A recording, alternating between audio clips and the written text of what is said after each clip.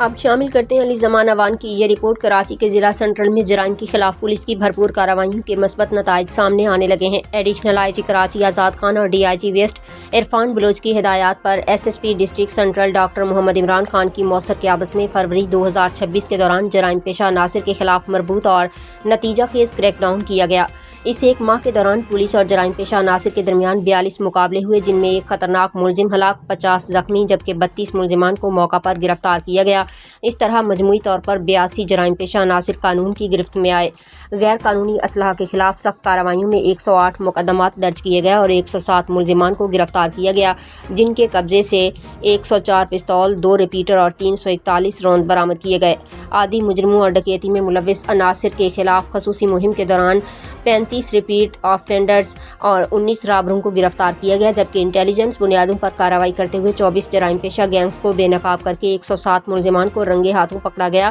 Police نے شہریوں کا اعتماد بحال کرتے ہوئے چھینی گئی اور چوری شدہ املاک بھی برآمد کی، جن میں 2 گاڑیاں، 22 موٹر سائیکلیں اور 52 موبائل فون شامل ہیں، جنہیں اصل مالکان کے حوالے کرنے کا عمل شروع کر دیا گیا ہے۔ منشیات کے خلاف کارروائیوں میں 56 مقدمات درج کر کے 75 ملزمان کو گرفتار کیا گیا، جبکہ ملزمان کے قبضے سے 13.5 کلو گرام چرس، 1 کلو گرام آئس اور 255 گرام ہیروئن برآمد کی گئی۔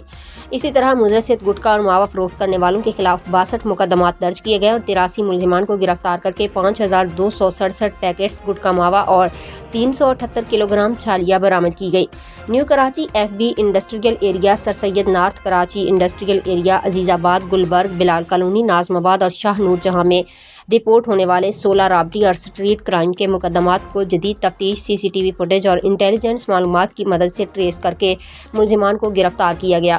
S S P district central doctor Muhammad Imran Khan کی قیادت میں پولیس کا کہنا ہے کہ کراچی میں امن و امان کے قیام، جرائم کے خاتمے اور شہریوں کے جان و مال کے تحفظ کے لیے یہ کارروائیاں اسی عزم، پیشہ ورانہ مہارت اور جذبے کے ساتھ آئندہ بھی جاری رہیں گی۔